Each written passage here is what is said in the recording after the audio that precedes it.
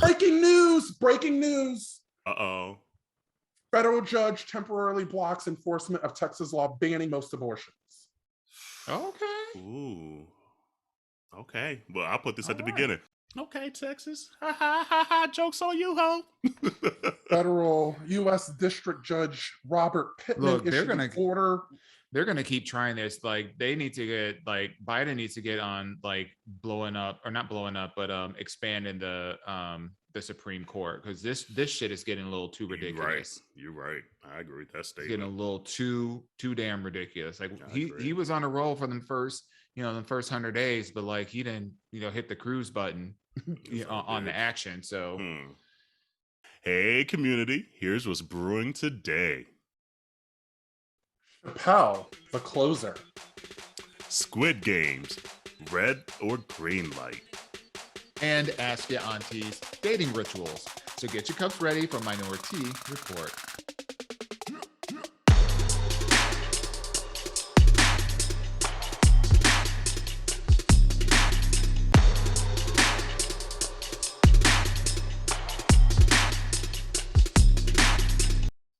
Hey, welcome to Minoritea Report. It's Auntie Kerel. Auntie Dawon here. Auntie Landy's here. Hey, what's up, Landon? Hey. I know they're used to and Auntie Jerrell. Right, with the elongated last part. The like 37 L's. Oh wait, not Mariah Carey. Right. Here. Oh, you don't know her? I don't know. Well, thank you for filling in. Jerrell had some conflicts going on with his second job. Him have 15 jobs. I think I love 15 jobs, man. I think I love he. And that's a throwback. The kids might not know that one. That's that In Living Color life. In Living Color. They might not know that. With the it's hard to believe that people Coles? Don't know that. Right. It's hard to believe that people don't know that's a whole situation of like a whole part of Black history. Girl, that the kids today don't. But it's 30 years though. Not even culture, history. But it's been 30 years. Yeah. Like that's when you start to realize you're like, damn, 3 decades ago. Right. It's like they shouldn't know it because I didn't know shit either when I was young. They're like, you don't know Happy Days? It's like, bitch, no. Nick at Night? Not that old. Not that old shit. Nah, I know some Nick at Night. We all know that Nick at Night, though. It kind of hit different. Night. Yeah. Oh, man. Well, how's everyone doing? Wait, no. Good. How, Dawon, you back on Earth? So, yes, I owe 2 apologies. You don't need to. Say sorry to nobody. I owe 2 apologies. First of all, kudos to you and Jerrell for holding down the whole damn episode. I was definitely a spectator and not a participant as an auntie. So I really appreciate the banter and all the conversations that I was able to witness, but not able to participate in because of my cannabis recreational activities. She was feeling it. She was the highest. Here's the thing. So here's the thing, okay? Wait, hold on. We gotta give the community the background because here's what made it so funny to me during the episode.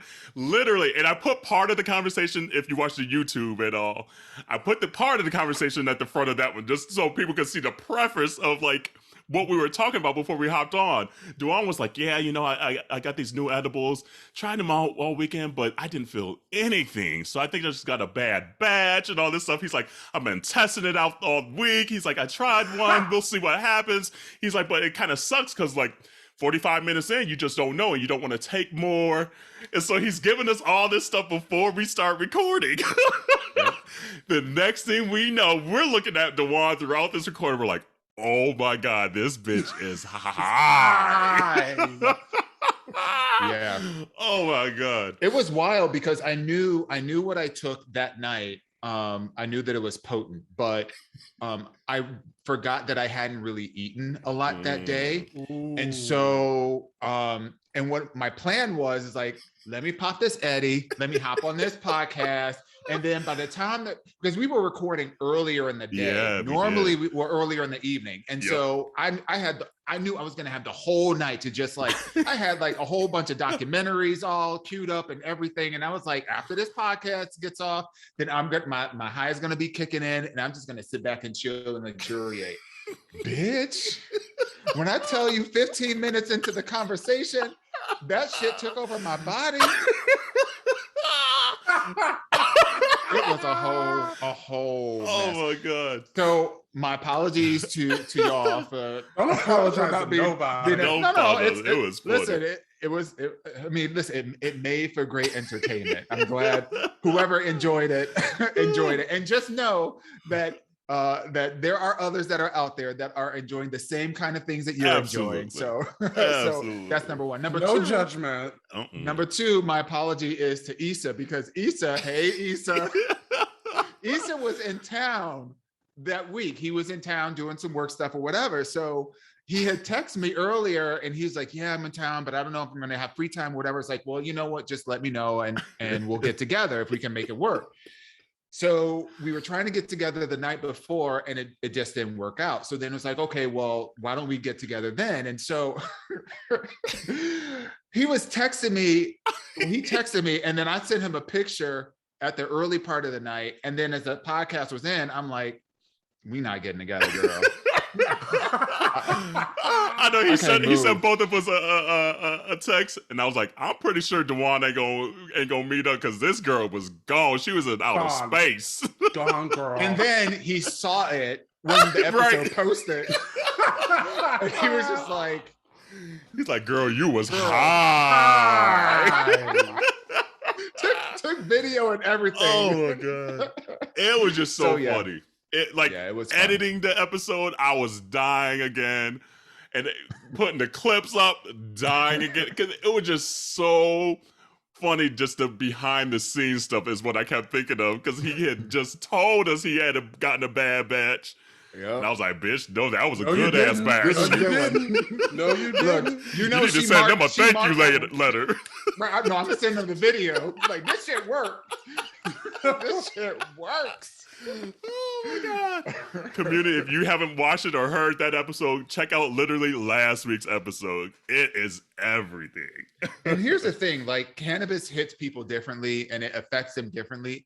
I realize that when I take because I only do gummies. I don't like smoking. I just don't like I like the look of smoking, but I'd rather have the gummy. But I realize that when I'm all like super high, I have all these conversations in my head, things that I'm gonna say, but by the time it goes from up here to like down here, I forget what we're talking about. So then I'm like, well, that shit that I was thinking about might not match what I was asked or what we're talking about. Because sometimes I'll come out of no, it's not for me, it's not paranoid. For me, it's like, even when I'm not high, like, Kerel, I come up with stuff that's just literally out of left field. And so that brain, she'd be working and doing a couple of somersaults just on the regular, but when you add a little bit of in it, ain't nothing coming out. Ain't nothing coming out. They asked me that question about the ass. First of all, that Ask Your Auntie question, that was a setup. That was a setup. Because there was like 18 different things. There was a lot of questions in that ass. Like, for the one time that I'm like high as fuck, we got to Ask Your Auntie question. That's an essay, right? Not a sermon, though. Dawon said, "I'm trying to remember," and then he just sat there looking, and Jerrell and I are just dying, and then he's like, "What was the question?" And we was like, "This bitch gone. We'll see her next week." I'm back. She has said more on the first 7 minutes of this episode than she said all of last week. Wow. All of last week. I said like 2 words for literally the last 45 minutes of the episode. I said, what? You said Dr. Maya Angelou. That's it. Shit. Wow. Oh, got that out.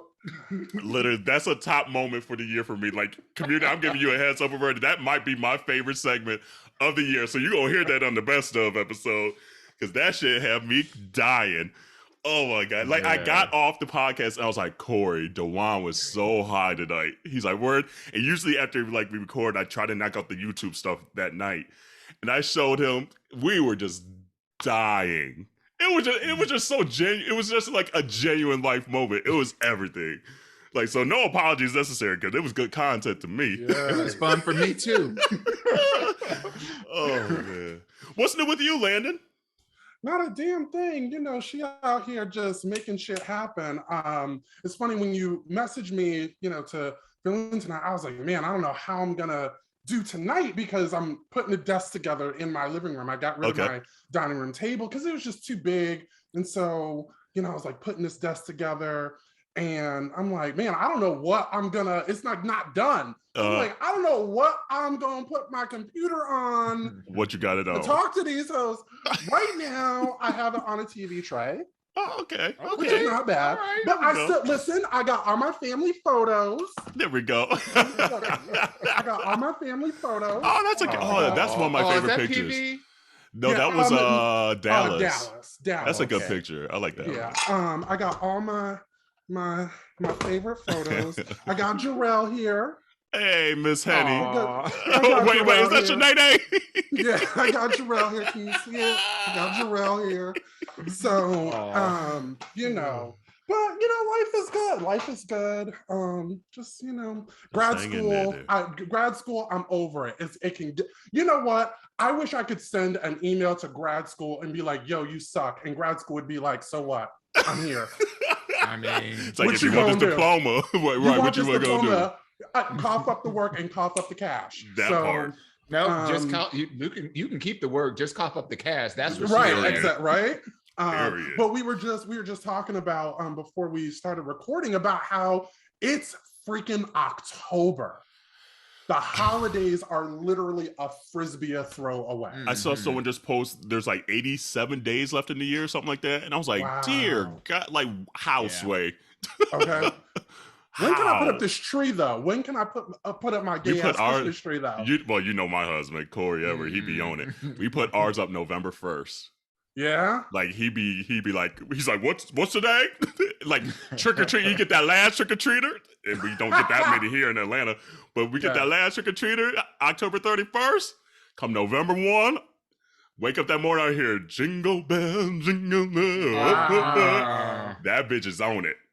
At least y'all are not doing it before Halloween, because you know Starbucks out here, they start trying to promote the Christmas cups and the Christmas blend and the Christmas cookies and the bars all up in October. I'm like, damn, can I enjoy Halloween? Can I enjoy you know, the pumpkin shit that everybody's forcing in my face? Let me just go ahead and enjoy it. Oh, is that what they call it now? They call it pumpkin in your face, not cake in the face no more. Okay, hey, I like that. Whatever you want to call it, girl. But yeah, life is good. What about you, Ralph? What's going on with you? Same shit, different day. Working too much. Your working hair too much. Is getting long. I know Corey's telling me to cut it. He's like, it's just getting long. I don't like it. He's like, I like it a little shorter. I'm like, yeah, because what happens is like the curls just kind of do what they want to do. So some days it's in a good spot. Other days it look crazy. It is what it is. Listen, I don't need y'all get into another fight about the hair. It's about the tail. About the tail. That's right. What it is. Back here. You see, I almost cut it off last time, but the barber was like, no. He's like, that's fly. I'm like, thank you for gassing me up. Not like, your princely lock. Right.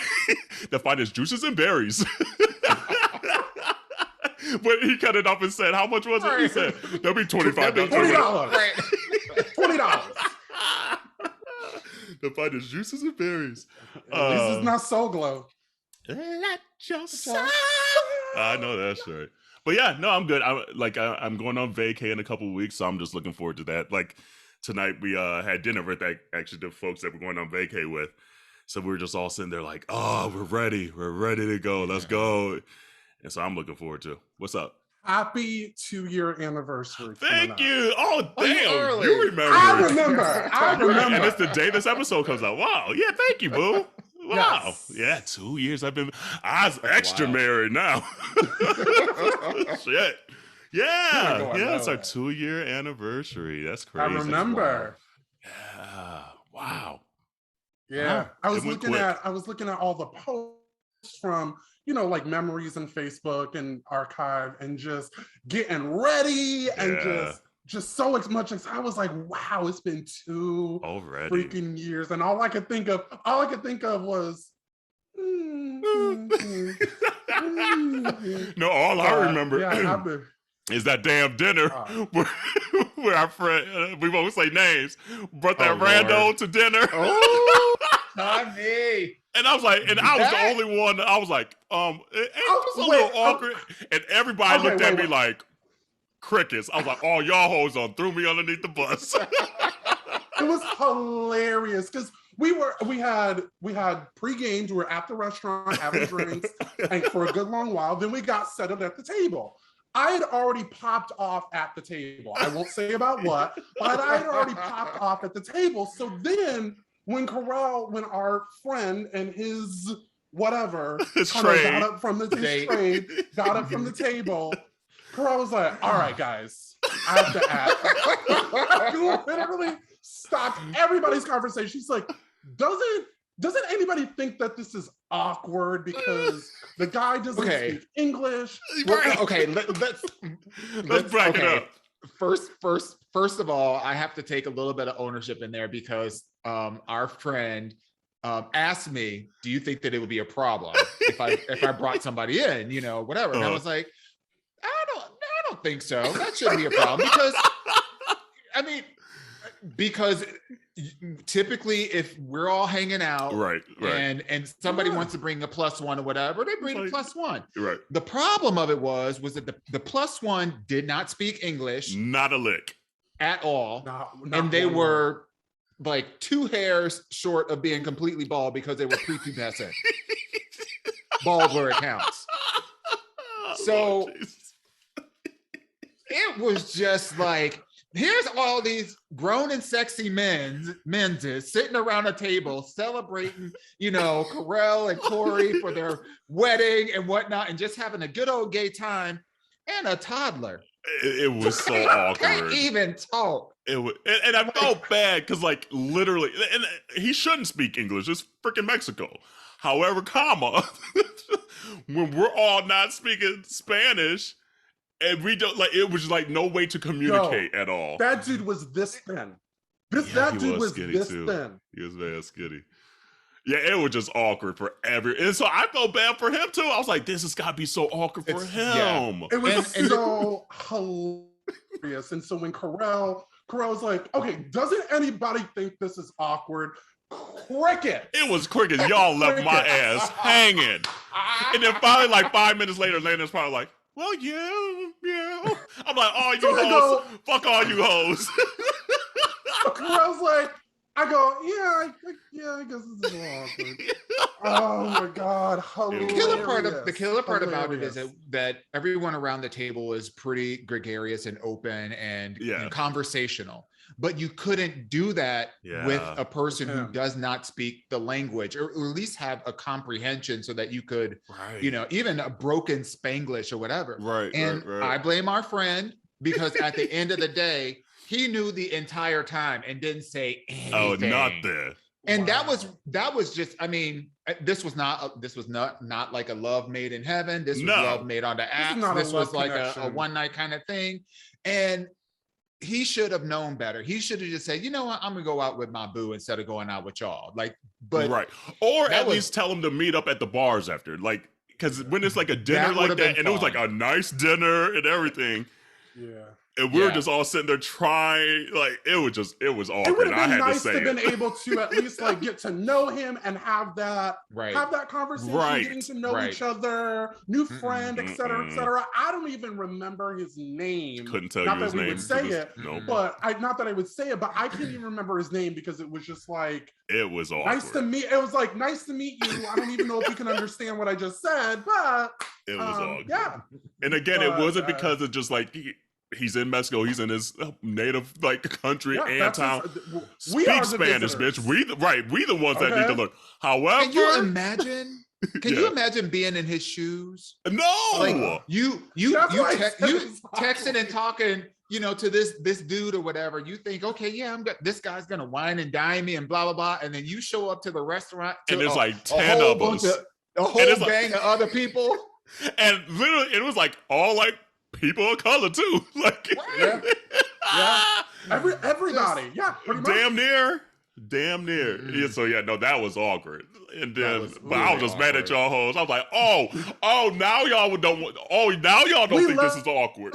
We left him out to dry. We left him out to dry for his after his wedding, right? After the wedding. So this is like what, a day or two after. It was a day after. Right. It was a day after. Yeah. It was the day after. Yeah. And so, we gave you our present. We were there. You said my present is your present. Kiss my ass. Okay. So, but yeah, and then as we were leaving the restaurant, Kerel even goes, so I don't think this is awkward. Like, we're walking down. It was still awkward.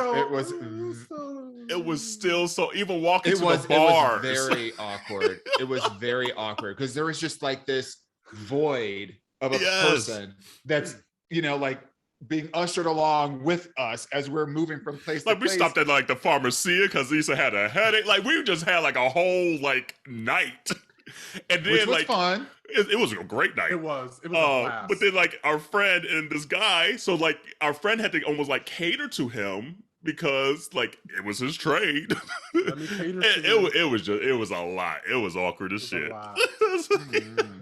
But yeah, happy 2-year anniversary. Right. Thanks, bro. Yeah. On that note. Yeah, we still together. Oh man, what's going on in the news? So a lot has happened this week. We're gonna say, even though Jerrell's not here, we'll get all the scoop next week. Congrats to Jerrell for he's a gay bowl champ. So like he was playing in the gay bowl last weekend. So congrats, boo. But then what did y'all do when Facebook and Insta shut down? Pay these bills and continue at work. Honey, you right on that. Yeah, you right on that. I mean, it was in the middle of the day, so like she was in Zoom meetings all damn day. Every once in a while, I pop on and be like, "Oh, still loading." Like, okay, well that's fine. I did spend a little bit of time on Twitter. Yeah, Twitter was hopping. I mean, you couldn't go anywhere else. So couldn't. Like, good. So what else was he gonna do? I know people are like, "Hey, I haven't seen you in 2 years." Right? These planes are not flying on social media. They are flying on fuel. So I was like, I got shit to do. Like, I didn't even know it was down. I didn't even know, like, I noticed like a little error on my Insta. I was like, man, this shit don't ever work. Y'all need to worry about these spammers. Y'all need to upgrade y'all servers for all these damn ads y'all are putting in our faces. So I just kind of just like closed it out and didn't even think about it until I read it on the news, and everybody's kind of like freaking out. And these influencers were panicking. I get paid. That's their livelihood. Yeah. It was. I mean, funny. Not the OnlyFans, because their livelihood. OnlyFans was still popping. Still popping. Like more. I'm getting more exposure. I mean, shit. More exposure. I hopped on over to Twitter, and it was like everyone talking about, "Ooh, Instagram down. Ooh, dick. Instagram down. Oh, ski. Instagram, Facebook down. Oh, I see this dude effing this guy." I'm like, dude, this Twitter hot. I like this. Listen, Austin Wolf can still get it. Ooh, you're right on that. You're absolutely right on that. I don't need to see his Instagram to do what I need to do. Not do it. Girl. Do what needs to be done. I know that's right. It was just interesting though, because like similar to like Dawon, like obviously I was still working, but like on calls I would find, and how I even knew it was down, I was posting just like the teaser for the day, and it was acting up on me. I was like, why can't I tag anybody? Like I was like, this is weird. I was like, okay, whatever, I'll deal with it later. And then hopped on it when I was on a call, and I was like, okay, Instagram's still tripping. And so, of course, once Instagram and Facebook tripping, you go to Twitter to see if if it's tripping. And so everyone's talking about it. I was like, oh, damn, okay. But for it to be down that long, it was just interesting to hear. 6 hours, right? It was 6 like 6, 7 hours, something like that. 6 and hours. just to hear Facebook, like people couldn't even get into the building because all of their like stuff is like so in-house that if everything goes down, they can't even get into their building without a manual key. They didn't have access to their emails. So that's why it took us so long, because everything was shut down. Like all their shit was shut down, which kind of makes you think it's just like, damn. Like, especially me, and I did a couple years ago, like I downloaded like pretty much my history of Facebook, like pictures and everything. Because if that shit goes down tomorrow, and there's people like you posting like your kids' graduation and everything like that, and maybe you delete it off your phone because you know what's on Facebook.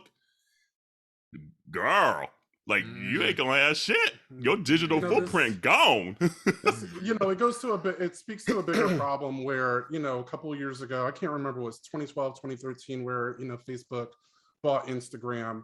They've got, so you technically have Facebook, you have Messenger, which is a part of that. You have WhatsApp, you got Instagram. And so when it's just like dominoes, not the pizza, but the physical domino where, one goes down and that's a wrap. And so it kind of, it's a problem. It's a problem. And there's a legal thing right now where people are saying, Facebook needs to be broken up. Who knew Facebook would ever be this big, right? Yeah. Not when I was in college. I was like, right, okay, right when it started for just college students. Yeah. I feel bad for the people that are international listeners and whatnot, because WhatsApp is a huge way that people stay connected, with people internationally, and it has nothing to do with social media. It's just it's a way to call and text and communicate with people without having a $600 phone bill. So for 6 hours, I can only imagine somebody was you have a daughter or that's pregnant that lives in another country, and you're trying to reach out, that's a serious problem. And a lot of international folks do business on WhatsApp. Like that's like their main way of like doing business. So like to be down a whole day, like that's money out our pocket. Yeah. Like I know Zuckerberg, I think they said was down 6-7 billion in 6 hours, which is crazy, but he's still worth like 120 billion. But like for the mom and pop, that's their livelihood. There is something there that's just like, how do we make sure A, this doesn't happen again, but then B, what's a backup plan? Like what's a different app potentially that, okay, my WhatsApp is down because Facebook's like this huge company and they buying up everybody. What's my plan B? And it kind of just makes you, especially in a highly digital world, it's just getting more and more digital. What is that plan B? I don't know. Right now they're make you wonder. Go ahead. Oh, go ahead, Boo. No, go ahead, Boo. Right now they're trying to Facebook is trying to kind of get away from what's happening in the news about that whistleblower and saying that the two issues are not related, but that they are related. That's the problem. That's the problem. Right. The problem is the company itself. And so a lot of the issues that have come out where I'm not necessarily advocating for government intrusion into, private sector like that, but damn, like it's getting serious. Like Facebook don't like to act right. They don't, they seemingly. They're not regulated. They're not regulated. Right. And it's a very privileged company, it feels like. Like they feel like they're not really going to ever be held accountable. They're acting like Apple with Steve Jobs was still alive. Like can't touch me, can't tell me shit. I'm a design this how I want to design it, and you just gonna adjust. Yeah. And it feels like to me like there was a little Illuminati at play that said they done pissed off the wrong person, and they said bloop, bloop, bloop, bloop. And then your shit went down. I know you can even go to the domain. Cut my Tesla off again one more time. Whole Foods, Mark. Right. Play if you want to, Zucky. Play with me. You and your hoodie. You gonna see. Right? You gonna see. Literally, you would go to facebook.com and it says domain cannot be found. Like that's how crazy it was. And how ridiculous it is that Facebook has to go onto Twitter to make an announcement about their shit going down. About their shit going down. That's hilarious. Huh. You can't even go on Instagram. You can't even go on Instagram, your other service, and be like, oh, hey, this service is down. No, it's all down. They couldn't even go into their damn office. Literally, they said there was like a person or like a company that have manual keys out east, and they couldn't even email them to tell them that they need the manual key to get into the server building because all of it was in their Facebook email, and that shut down too. That's crazy. Mark my words, they got mistered. They got mistered from Color Purple. They got mistered. But you see, we pulling y'all apart. Y'all can't communicate with nobody. You can't go in the doors. And you see people were like, but y'all still didn't get the right message. What about these student loans? You can't get rid of these student loans still?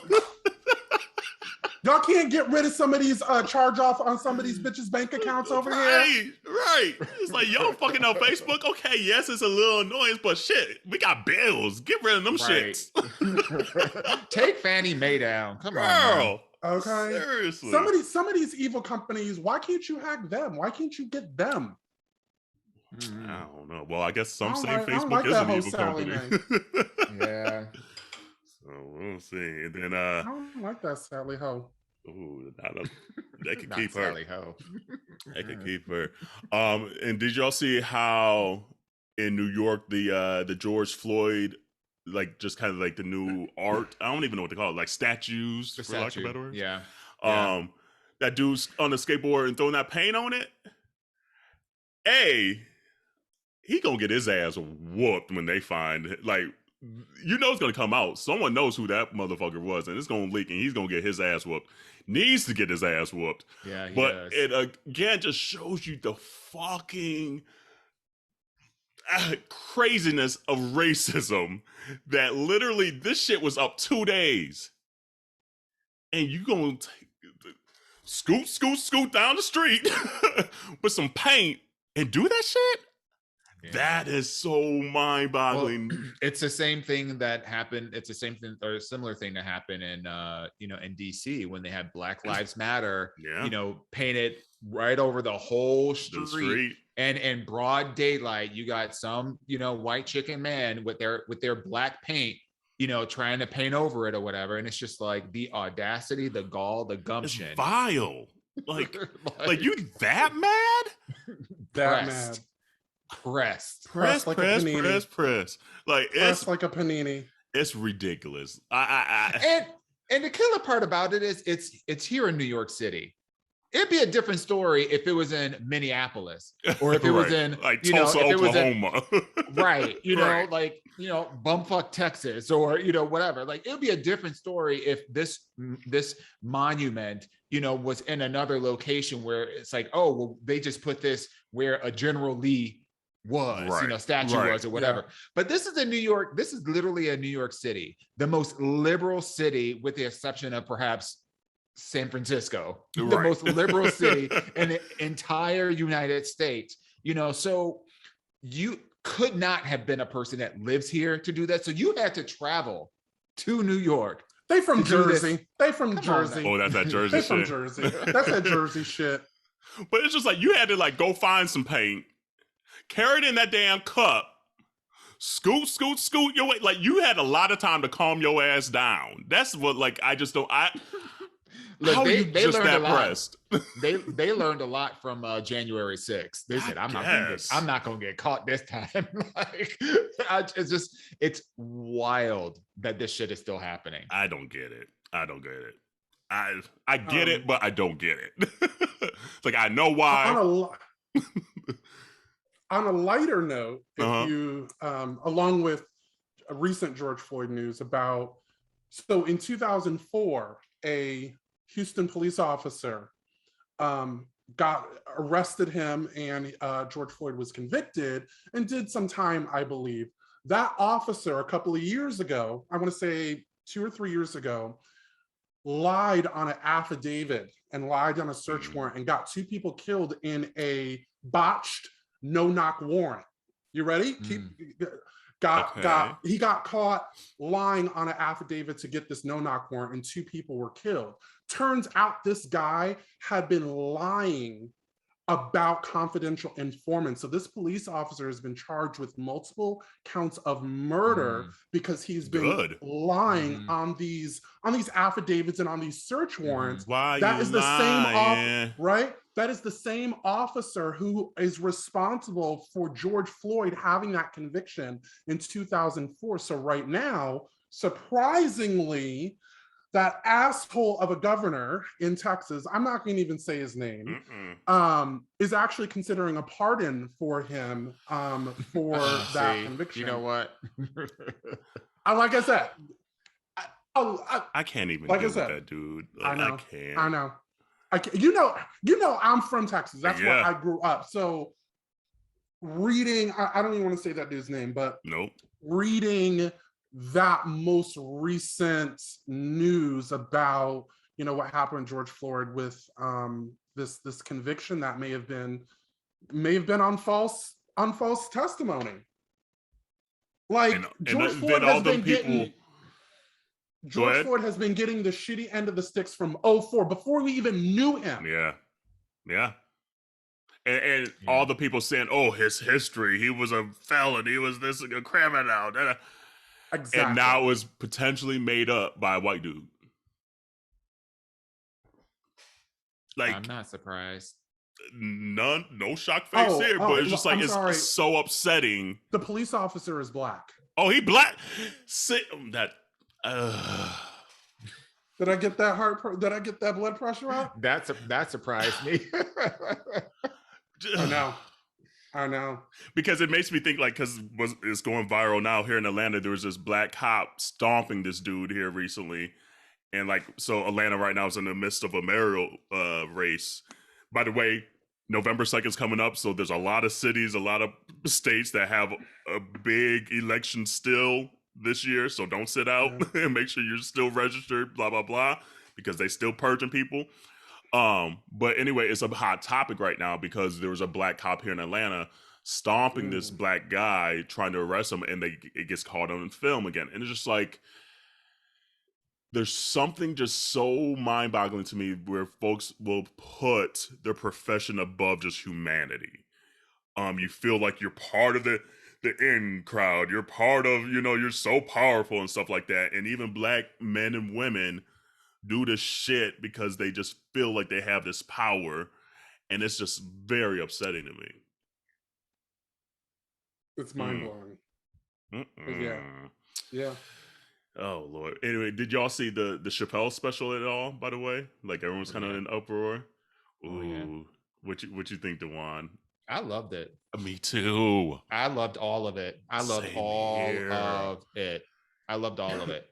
And quite frankly, I don't get why people are in an uproar. Me either. I legit feel like white people. It's a little bold, but it's it's the same stuff. Yeah. I think at the end of the day, let me take a step back. He was very intentional about what the narrative he wanted to put out there with this last stand-up special. Yeah. It was specifically centered around kind of like 2 to 3 key themes. I don't want to spoil anything for anybody, so I encourage everybody to go out to watch it or whatever. But and it's called The Closer on Netflix. And I thought that he did such a really great job of really reinforcing the fact that comedians' job is to make fun of shit, even shit that's controversial to say. Yeah. That's their job. Doesn't necessarily mean that there's any malice behind it or whatever. And also recognizing that there are some words that hurt. Like nigger hurts, when certain people say it, so like, I just thought he did a phenomenal job of really articulating some of those points and doing it in a very smart kind of way, and kind of debunking some of the myths about what he says and how he actually says it, and the reason why he's saying it. And the reasons why he's saying it. Or the group of people why he's saying it. Right. You don't want to give it away. Right. It was thoroughly enjoyable. I sat here on my sofa and I literally just like laughed out loud multiple times. Yeah. And that's usually like when you watch something on TV, like a comedy special, you might chuckle a little bit. Yeah. But Dave Chappelle, he's just so smart. Like, bitches. And the way he sets up things. The reason why I enjoy him, right, wrong, or indifferent, is there's very few comedians, at least nowadays, that just the social aspect of it, like social justice aspect of it, making you think. Mm-hmm. Whether you agree with his thought process or not, at least there's going to be multiple moments where you're like, do I agree with him or do I not? Mm-hmm. And you got to decide for yourself. And that's what I really enjoy for him. He pushes that knowingly that is going to force you to have to decide where you stand. Mhm. You know, and that's what rubs a lot of people the wrong way. And a lot of times on this podcast we mention, and again, I don't want to give too much away, but a lot of times on this podcast we mention, even though we are gay, we are Black first. And he touches on that in this. And that's the reason why he's upset with some of the stuff, is because he's not upset with the LGBTQIA plus community. There's just certain parts of the community, and it's the same shit we talk about, that feel privileged when it's beneficial for them. Mhm. And I'll leave it at that. It was really interesting, the story that he was telling at the end, because it felt a little bit like, I'm like, okay, so we're tokenizing a situation, but it was done in such a beautiful tribute kind of way, right? That it's just like, wow.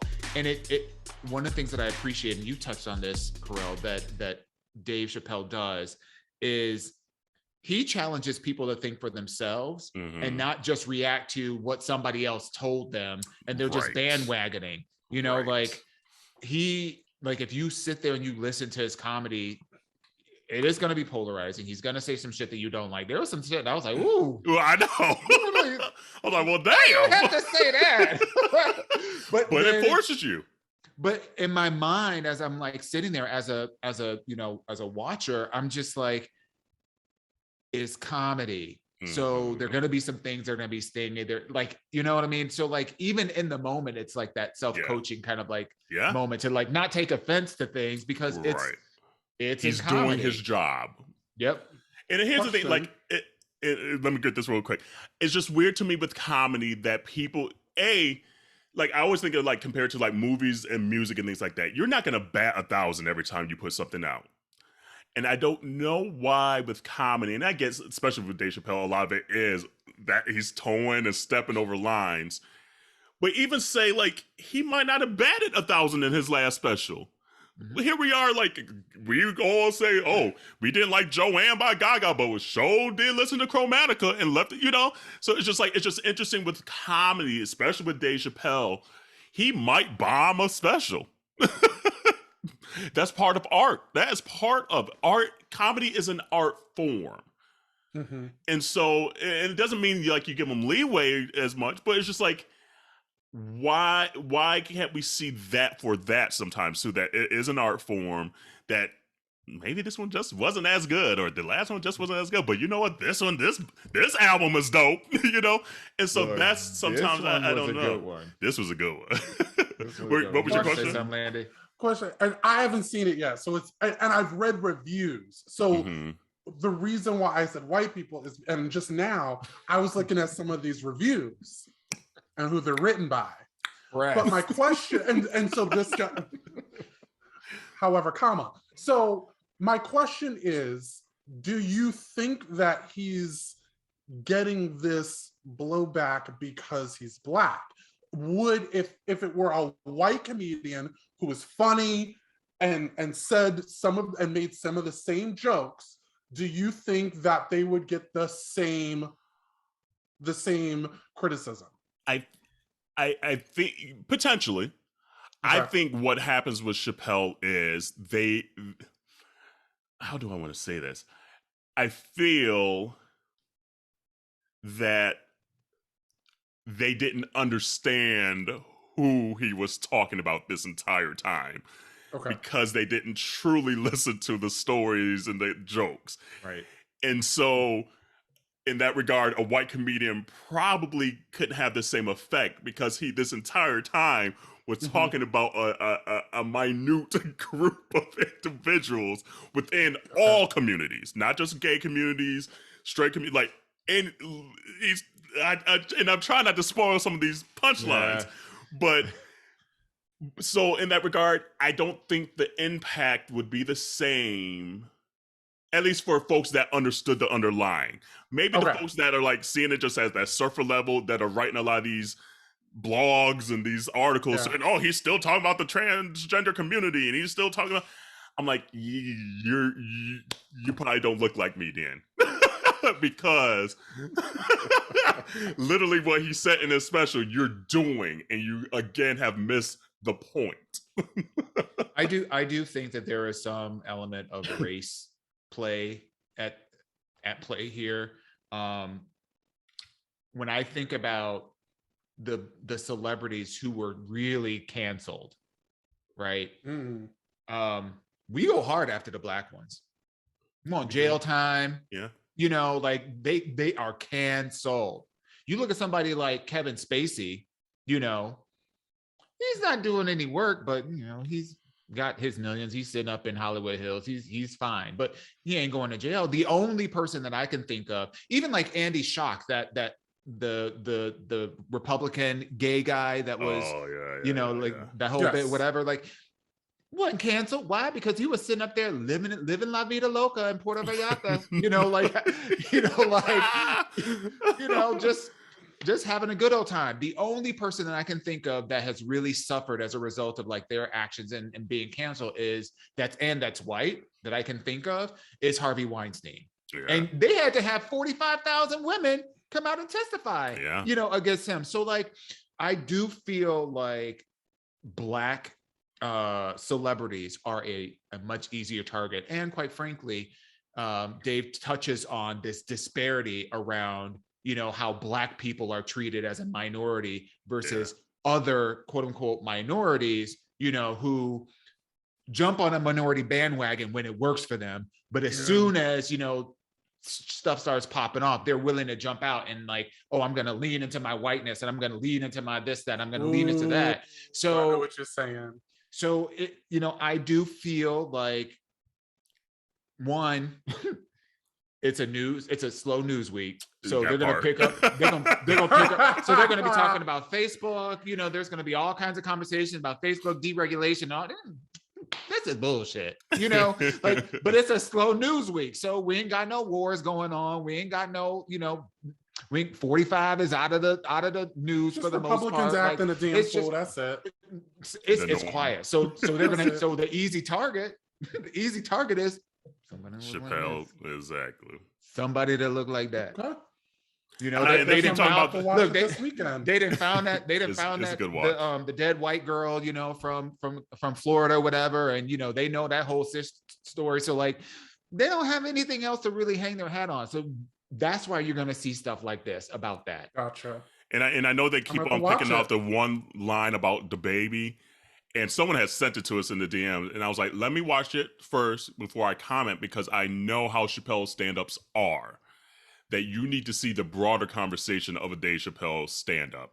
And you honestly almost need to watch it from his first word to his last word to get the total context. So I was like, because if you're going to pick and choose his one lines, yes, it sounds fucked up as shit. You got to hear the context and the broader story.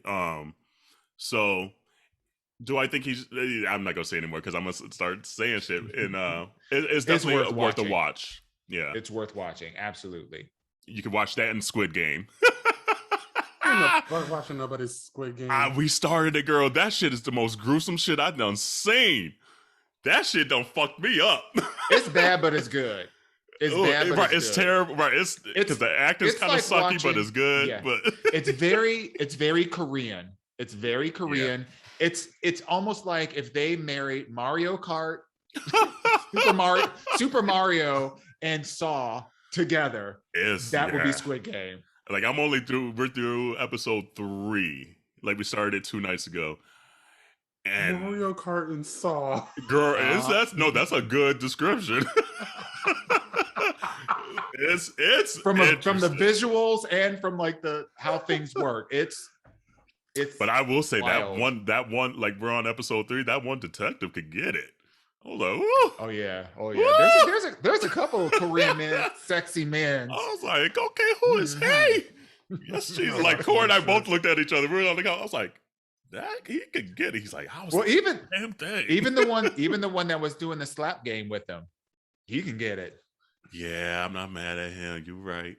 Is that on Netflix? You're right. It's on Netflix. Yeah, and it's you're like right. only he had that suit on. And, yeah. You're right.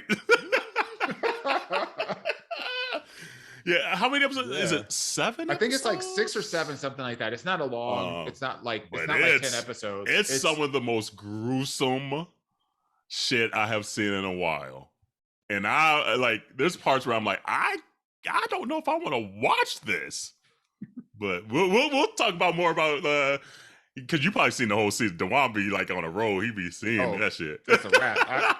I heard about it. I had a couple hours on a Saturday. I was like, bloop, bloop. There we go. Yes. I couldn't put it. It was, it's. Well, the problem that I had with it, quite frankly, was the fact that it's Korean and it's shot in Korean. Yeah. And the language is shot in Korean language and it's dubbed over in English, you know, and you also have subtitles. But so I usually watch a movie in the native language because I always watch the subtitles anyway, because I want to like hear I want to see exactly what they're saying. Yeah. But this one I watched and I had it dubbed in English. And whenever they dub, not just Korean, but whenever any movie is dubbed in English, it's horrible because it's like, where is my daughter today? I don't know where she might have gone, but I'm very bad at it. Like it's like very like it's junior high play. Yeah.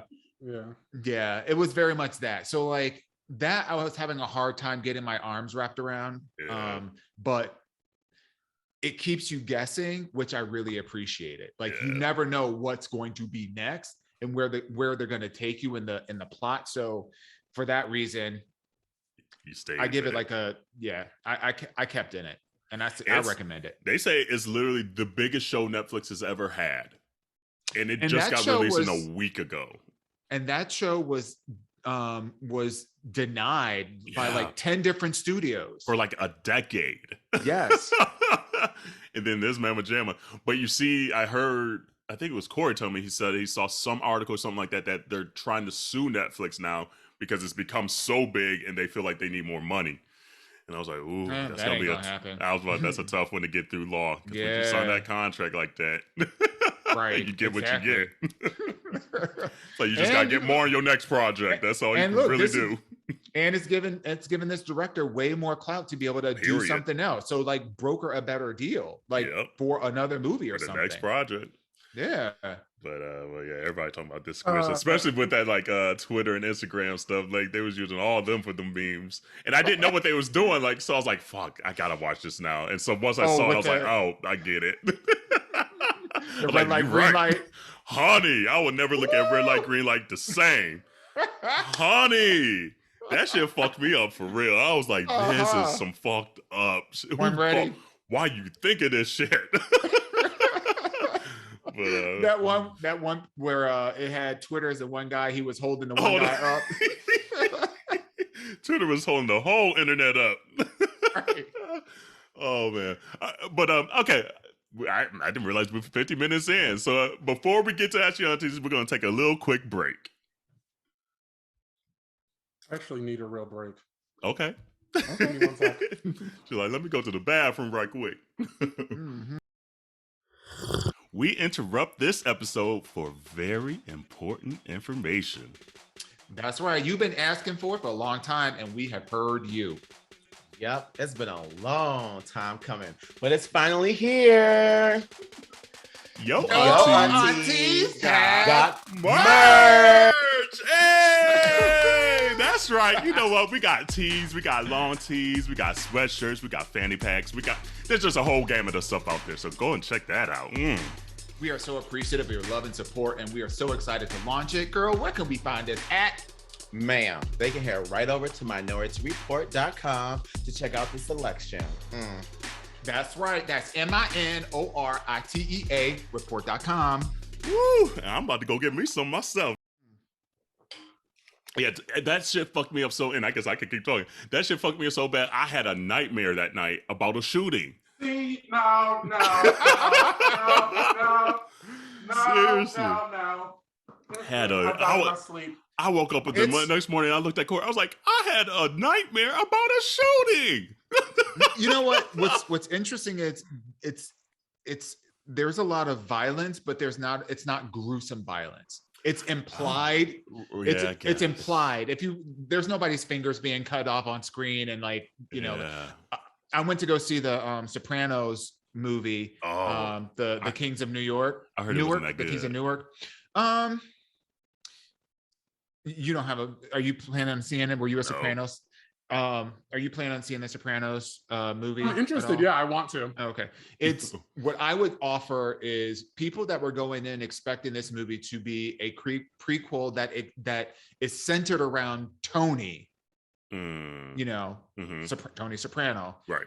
You're going to be disappointed. And I feel like a lot of people went into it thinking that was going to be about him, kind of like the Wonder Years of Tony Soprano. And it wasn't. It was about, you know, his father, his uncle, like the older people in his family. He was in it, you know, as a character, but it was really centered around the older folks at that time, you know. So it just, and there's a couple of other things, you know, that but I digress. The only reason I say that is, yes, I felt like it should not have been a movie. I felt like it should have been a limited series. I said that from the very beginning. Got it. It should not have been a movie. So we went to see it in the movie theater. Yeah. So if we would have saw it at home, I probably would have said the same thing, but it would have hit different because you don't have that movie experience, and it doesn't read like a movie. So there's not like a, you know how a movie has like a build up to a climax, and then that's usually the last 15 minutes, and then you know, then you kind of like come down and everything wraps up in a nice bow.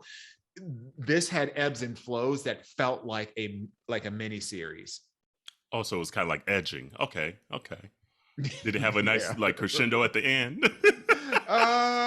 I mean, really. You know, some stuff came out, but you know, so it wasn't like you wanted though. Right, exactly. that's like when you got when you're trying to like, you know, get some off or whatever, and then somebody's at your door, so you got to like either make that decision. I'm either gonna be like, you know, get it off real quick, or I'm gonna put it away and try to get back to it later. And if you decide to do it, you know it's not gonna be any good. Right? You're like, damn, you just ruined the moment. No.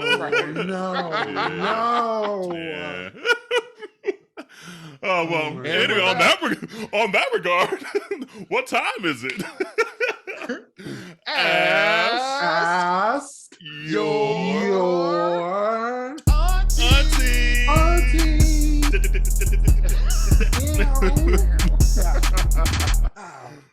Who's got it this week? Got Aaliyah going on. All right, I'll do it. Hey, aunties, what are some rituals you do before going on a date? I'm getting back into the dating scene, and I may be a little bit rusty. Ooh, honey, I'm hella rusty. I'm hella rusty. Right, because I mean, it's been a minute for you and me, so girl, let's kick it over to Landy. Come right, on, honey. What's your what rituals do you have? Yeah, so you're about to go on like your little like first date, right? Reading the tea leaves. I'm gonna. This box is gonna be right. Wash your hands, wash your legs, wash your ass. I know that's right. The box is gonna be right, front and back. In all seriousness, I this is gonna sound so silly. So they're on the Crest white strips. Brush my teeth, all of that. You know, gotta have a nice fade going on. You know, make sure the earrings are in. Deodorant. Yes, man. Deodorant. Nothing sucks more than a smelly date. You know, unless you're into that. That's true too. Unless you're into that, which that is not me.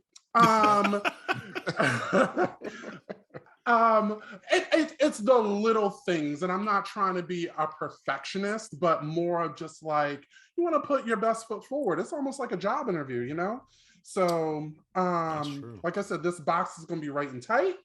These teeth are going to be pearly white. She pulled out the mirror and the tweezers. She's dropping bars. She said, this box going to be tight. These teeth pearly white. I know that's right. Drop these bars. This hair is going to be on point. Get the edges together. The edges are going to be together.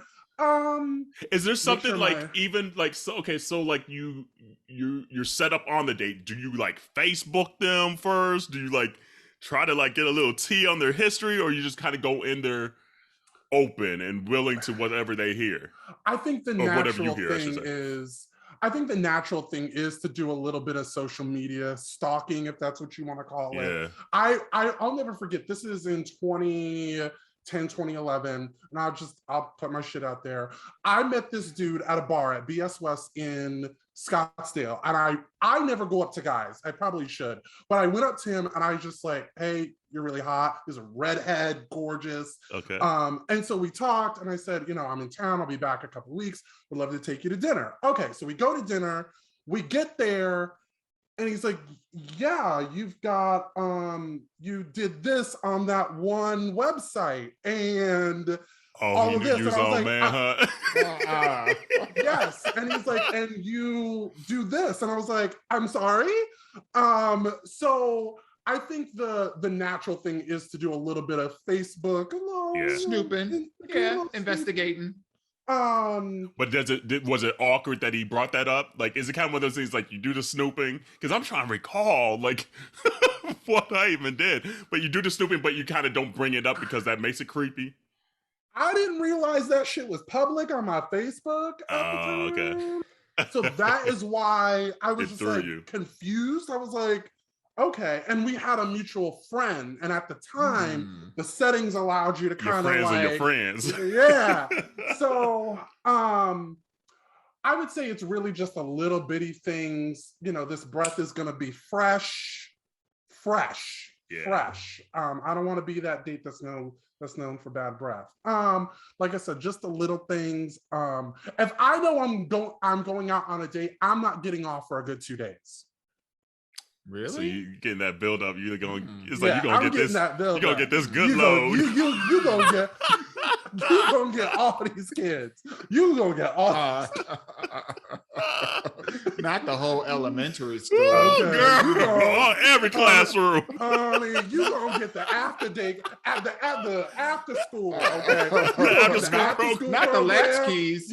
Not the latchkeys. You gonna get the after school program. You gonna get detention. You gonna get these kids in detention. Okay. Done. I know that's right. If I know I'm going out on a date, I'm not getting off for a good 2 to 3 days. Because so you go in automatically knowing, okay, we're gonna smash. I just want to be prepared because God forbid you go into a date and you actually get to smashing and you're shooting blanks. Oh no. Oh no. Wait, who's shooting blanks on a date? Yeah. If you got off that day, so you ain't giving the good load. You don't want to give them the second and third load. Yeah, no, I don't want no sloppy seconds. You don't get the first one. That's funny. Dawon, was there anything that you used to do before dates? Like that you like was it a ritual? Like I don't know if there was like a standard procedure outside of like cleanliness and things like that, but I can't honestly like I didn't really have any real ritual. Like same like you want to look your best if you're going on a date, and what I'm looking at this as less of a hookup as more of like a date. So to me that means we've like talked for a little bit or whatever, and then we've made an appointment to actually go on a date, a proper date. But things that I do prior to that, I'm not waiting 2 days to, shoot a load. Sorry. I might pop one off in the morning. Be ready by that night. Be ready by that afternoon. I just, you said shooting blanks. I was like, what is that? It's like, where they do that at? I don't know. No, he's gonna get all these grandkids on it. He's gonna get all I've had a situation where wasn't coming. It wasn't like getting hard or whatever. But like once it gets hard, it's getting off. Like it's mighty like oak. The eggs in the shaft are completely connected. So not the eggs in the shaft. The eggs in the bacon hole. I know that's right. If you start getting some action, something's gonna pop off. But in terms of rituals, I don't know.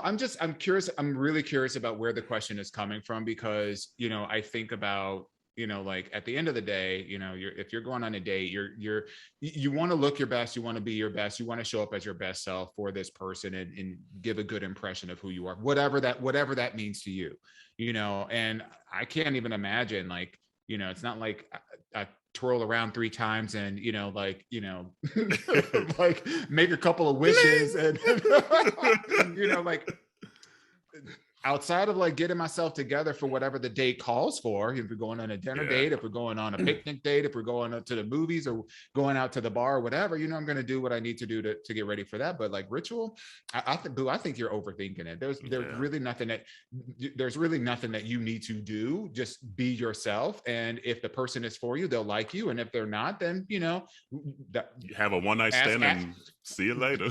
Right. And then ask your aunt, send us another Ask Your Aunties when you're getting ready for the next one. What about you, Kerel? I take a shot. Oh, do you take a shot? Okay.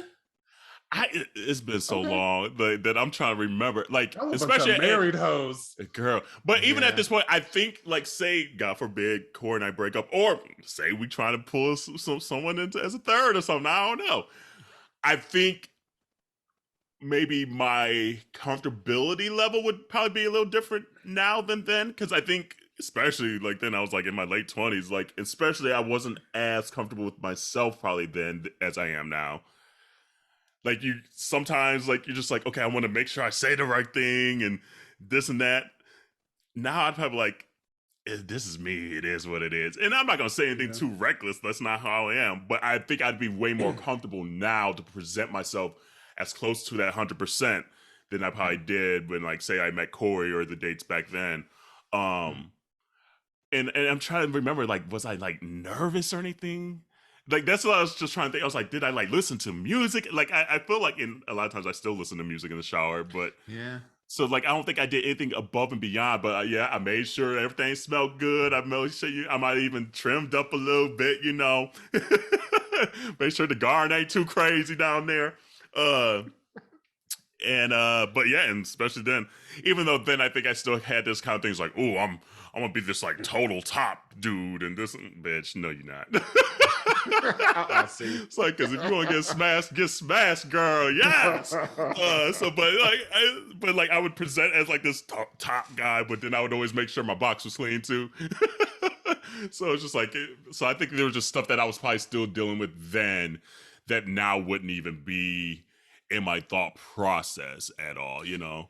I clean my house, like Do my you? apartment. Okay. I would clean my apartment. I would, in anticipation that, oh, well, if this goes where it can go, because I usually I like to host. Okay. So I'm one of those. The flip girls. side of that, if the date did not go well, I want a nice home to come to. Like, oh man, the date didn't go well. At least my apartment is clean. At least my home is clean. I can just be here. Not the condolence, right? Okay? Not the condolence prize. Right? Okay. Be ready so you don't have to get ready. So, you know, but I would say listening to music, that was one. Listening to like my favorite music, not to necessarily get me jazzed up, like hyped up, but just more, if anything, kind of like, if I'm nervous, come on down and just kind of like get into myself a little bit more. Like, you know, I listen to Aaliyah all day. Yeah. So, you know, I'll listen to that album and just, you know, loosen up and just relax. But, you know, when you hear a song that like really gets you, like you just love that song, it puts you in a good mood. So I would say definitely cleaning my place for either or. And listening to, you know, some of my favorite playlists, my favorite music. Yeah, I agree with you too, Dawon. You said something where it's just like, just don't overthink it. Be yourself, enjoy it. You know, even if you get the vibes where like, I'm not really that into it, it's not going to be what it is. Still enjoy the moment. You know, it could become a friend. It could be, you know, especially in the gay scene, you never know when you're going to see somebody again. But it's just like, at least enjoy it. Don't like feel too down. Like, I guess maybe don't feel too high. Don't feel too low. Just like, if it does go good, communicate after, be like, hey, I enjoyed the date. When do you want to meet up again? I mean, they might be already coming over. So, you know, I don't think I got too high or too low. Even like with Corey, that date, I do remember thinking, wow, that was a really good date. Like, I enjoyed myself. Wow. But I don't think I allowed myself to get too high because you're just like swinging from the chandelier, like, oh, throwing your hat, like, oh, I'm in love. It's like, no, I'm not that. At least I'm not that kind of person. Like Eddie Murphy coming home from right. his date with Lisa. Exactly. To be loved, oh, what a feeling to be loved. When he screamed out the window, right? Yes, shut Fuck you too.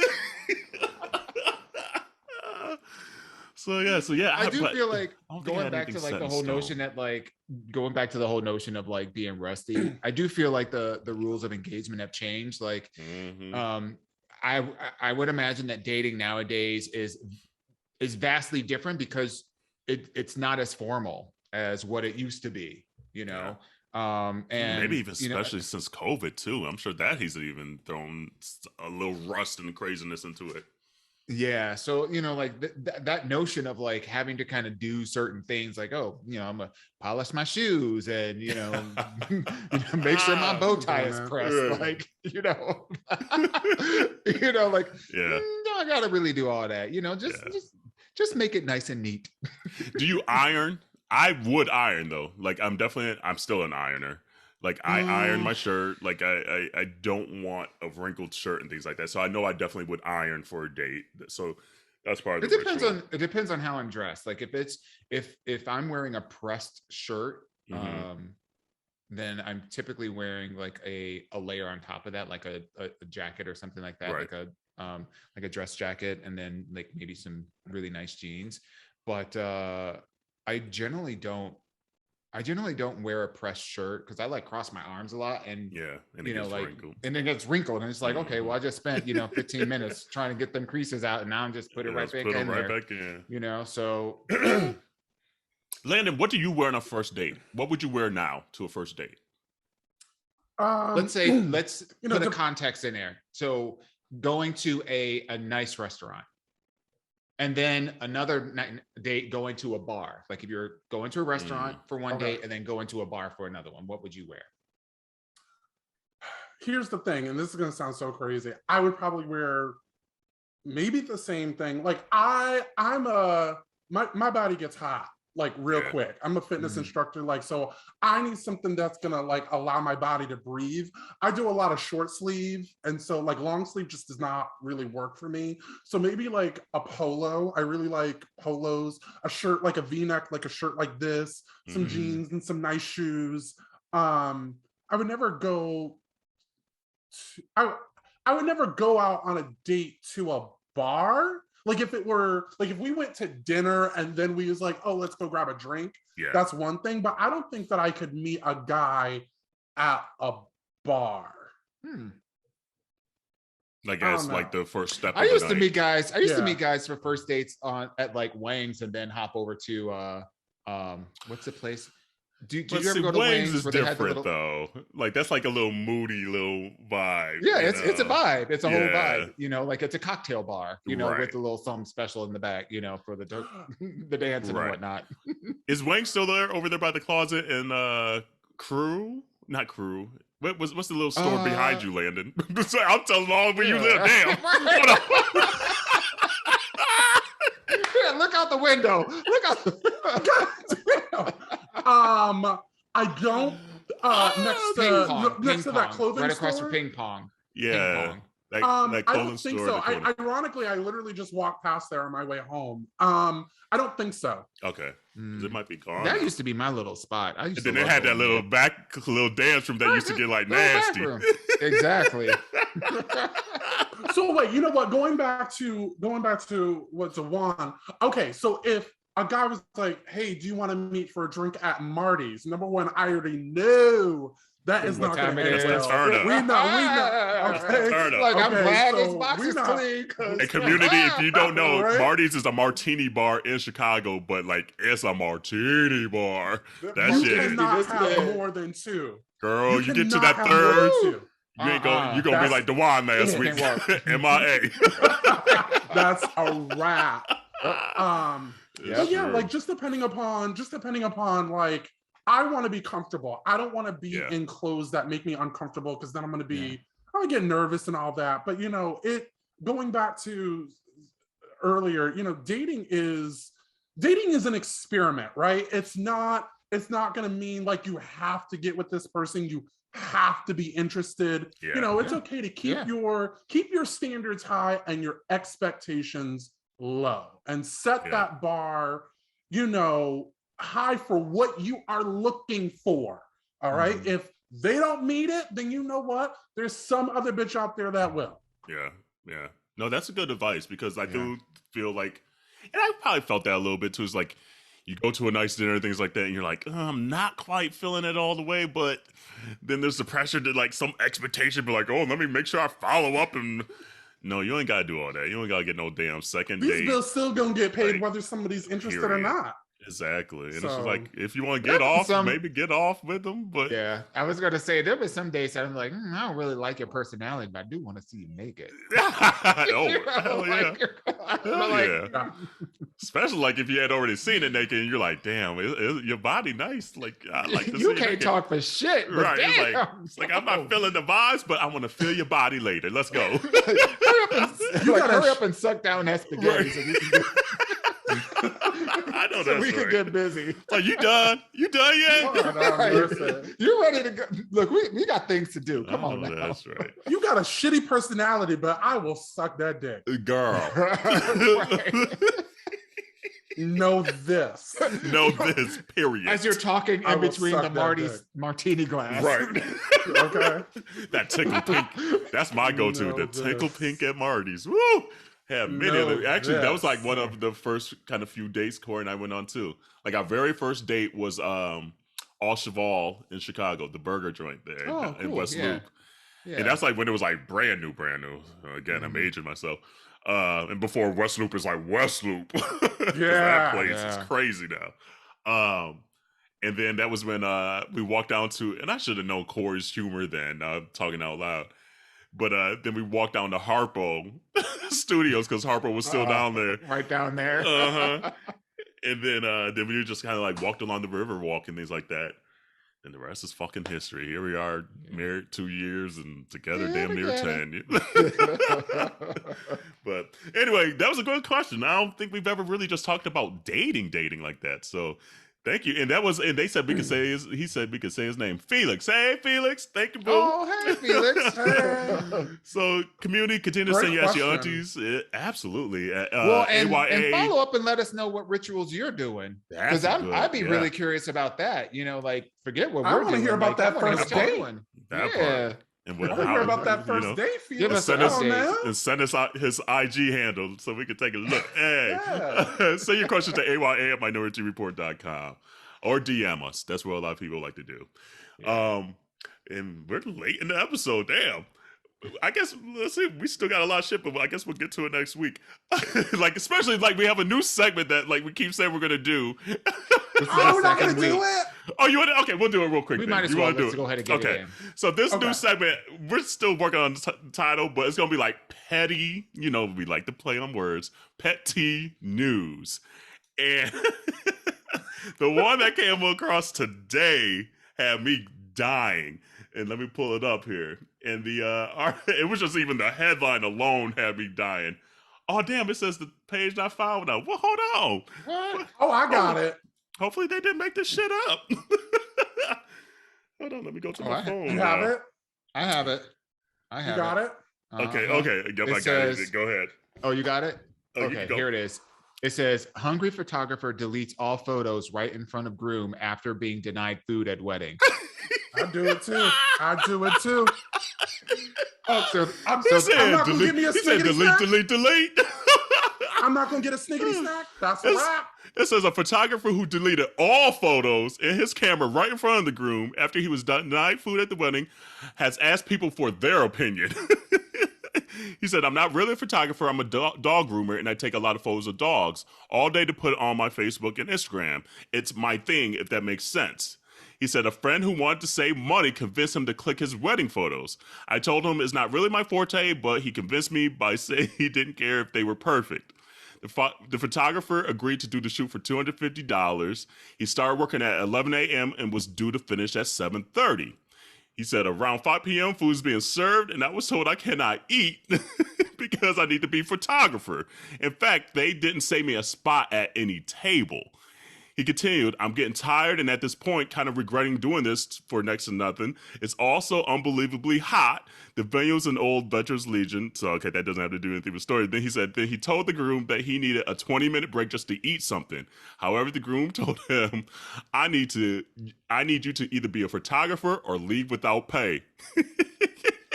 So the photographer added, with this heat and being hungry, and being generally annoyed at the circumstances, I asked if he was sure, and he said yes. So I deleted the photos right in front of him. I don't see nothing wrong. I don't see nothing wrong. Wait. You forgot something. What's that? The post also mentioned that the newlyweds went on their honeymoon and have been on social media while people have been asking them, where's the wedding photos? Honey, wow. That's petty as hell. He said right in front of the groom, too. He said, you see this SIM card?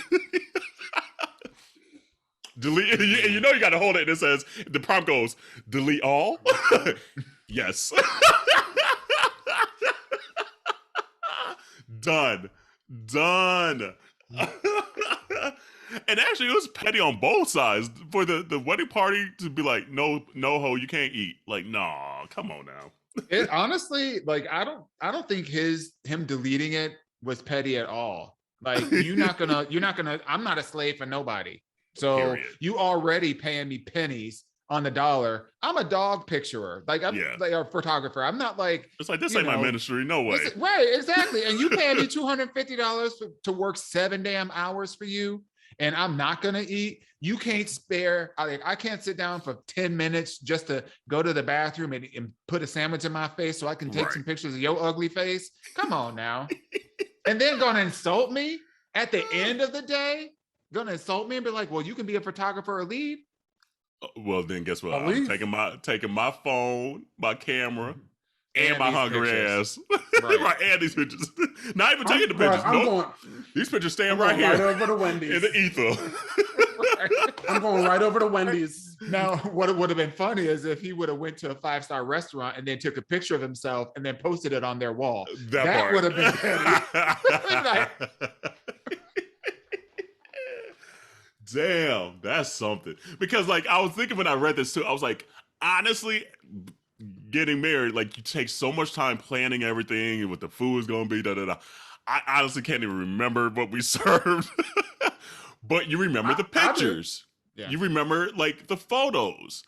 And so that would be so heartbreaking because that's literally, everything else, cool. Glad everyone enjoyed it, da-da-da-da. And I enjoyed it myself. But looking at those photos is like where it like sparks other memories and stuff like that. So to not have that would be heartbreaking. But bitch, we made sure the photographer was fed. We made sure they was tipped and all this stuff. So there's just certain things you gotta do above and beyond to make sure you get good photos and good service at your wedding. That experience that you're wanting. That's a part of the experience. That's some fucked up shit. That's a part of the experience. You can't be demanding and broke. I'm sorry. It's so true. You cannot, and we need to put that again. That's a good one. I'm gonna tell you, because at the end of the day, you are asking a friend to do you a favor for like what's supposed to be one of the most important days of your adult life, and you're gonna treat this person like a second-class citizen. Like, oh, okay, well, I can only imagine. I'm putting myself in a situation where I'm trying to imagine what their reception was like. I can only imagine they probably had like food in those like tin, the buffets with the little lights underneath, with the lights underneath it. You know, somebody's grandma that made the macaroni the cheese. Sauerkraut. It's just, and all he wanted was a taste. That's it. All he wanted was a goddamn taste. And you know how we all get when we get hangry? Like, come on now, bitch. Look, you can't be demanding when you broke. I'm sorry. Somebody You know doing you a what? That's favor. a word. And he's stupid. And so if I was the wife, I'd be looking at him like, okay, now this is what I hitched my wagon to. This is a star that I hitched my wagon to. Because now the guy is stupid, because before you insult somebody, make sure you get what you need from them. That part. That's like cussing somebody out. Like, you just place your order for at McDonald's, and before you drive off, you say, "And you stupid bitch," and then you drive up to get your food, thinking they didn't do something to your food. Come on now, you don't cuss somebody out before they do the service for you, right? If that's what your plan is, right? So not there. But that's a dope ass headline. Let me read that headline again. Hungry photographer. That was petty with this headline too. Whoever wrote this. Hungry photographer deletes all photos right in front of a groom after being denied food at wedding. There's people out here that want champagne living but got Kool-Aid money. Honey. Facts. That's a word. Facts. That's champagne living with Kool-Aid money. And not even the Domino's sugar either. The Kroger sugar. Stop. I'm just saying. Not even the Kool-Aid. What was the other one next to it? It wasn't even Kool-Aid. It was like not even Tang. It was like Flavor A. Flavor A. That's what it was. You got the Flavor Aid and the Kroger sugar. Come on now. People, play your position. Play your position. And don't be cheap with a wedding. Don't be cheap with a wedding. If you're going to be cheap, recognize that that's putting a strain on everybody to make that day for you. Don't be a dumbass. Don't be ungrateful, because he was basically being ungrateful to this guy that was doing it. Like, $250 may be a lot for you to spend on a photographer and in the midst of everything else that was probably going on. So I'm not diminishing that, but don't be ungrateful and don't be entitled and feel like, you can be demanding of other people's time, when they're doing you a favor. Exactly. Now, if you were paying him if you was paying him a shit load of money, you weren't trying to skimp on the cost, and you're like, I paid him $3,000 to da-da-da. So you nuts. And he was complaining about it. Then we might have a problem. But even then, I mean, all the food never gets eaten. Like, so that's the thing. It's just like, even with like plated service, all the food there's extra plates. Excuse me. There's extra plates. And okay, yes, so you got to spend another $80 for the plate. Don't get married then. Go to the courthouse, like, because it is expensive. I get it. Like, we were looking at these, we're like, what? Just to get married? I get it. Like, I completely get it. But there's just certain things you can't skimp on. And so at least for me, like, the pictures is one area. Because that shit is forever. You're going to be 80 still looking at these bootleg pictures. And now you ain't got none. Because you was being an asshole. Nah, that ain't cool. That ain't cool. So yeah. So we're going to themselves off of social media and said, everybody's like, "Where's the photo? Where your pictures at?" Oh, we ain't got none. So, community, if you see any like petty news and petty headlines and shit like that, send them our way. We're gonna kind of read some of these and talk about them because this shit was cracking me up. And then before we get out of here, Adele's on her way. By the time this episode comes out, we're gonna hear the new Adele song this week, and she know how to do a marketing program. Like, her marketing, every time she come back, is fucking brilliant. She just put up the number 30 across the world on like monuments and shit. And people are like, wait, is that Adele? Is Adele coming? Is Adele coming? And then she just put that little 15-second teaser of her in a car with her shit packed up because we know she got a divorce. So we all know we about to cry. We about to break up with our boyfriends. We're going to pick fights because we want to be in our feelings. Listen to this song. Ice cream. I'm ready for that bucket of dryers. Honey. That bucket of Haagen-Dazs. Sitting on this couch. Girl. Laying it on this sound bar. Because we ready. Breaking up with whoever is not my man. Right. Okay, whoever's not my man. I know that's right. Ready to go. I'm ready. And she looked good too. I'm like, ooh, her eye makeup always that little cat wing, and it'd be precise. Like, Adele, give it to us, ho. Give it to us. We ready. So by next episode, we'll do a little hot tea, cold tea, see if it's good. Like, do we like it? Do we not? So that means I gotta listen to it, huh? Girl, everybody in the world is gonna be listening to it. You're gonna be walking down the street and they're gonna be playing it, so you're gonna hear it. I don't know about my neighborhood. You know, Dominican. And I don't know. You know the so, blacks and Dominicans even like Adele. The whole world like Adele. We're like, ooh, that white girl singing. Right. So damn depressing. Right. You be like, ooh, it's like shit. But I mean, it's gonna be good. Yeah. She good for a little sad song. Her and Mary J. We like both of them can't be happy. So you know what? I'm done. Poor Mary J. Right, both of them. We don't want them to be happy for shit. She is the R&B queen of tears, girl. Y'all better not be happy. That Bob going after a breakup. After she get that Bob she going with the breakup. Girl, that blonde Bob. You know she about to. Woo! It's like, come on, Mary. So that's what Adele be like. She the white. She the white Mary. And on that note, we out this bitch. Wash your hands, wash your legs, wash your ass. Bye, y'all. Bye, Jerrell.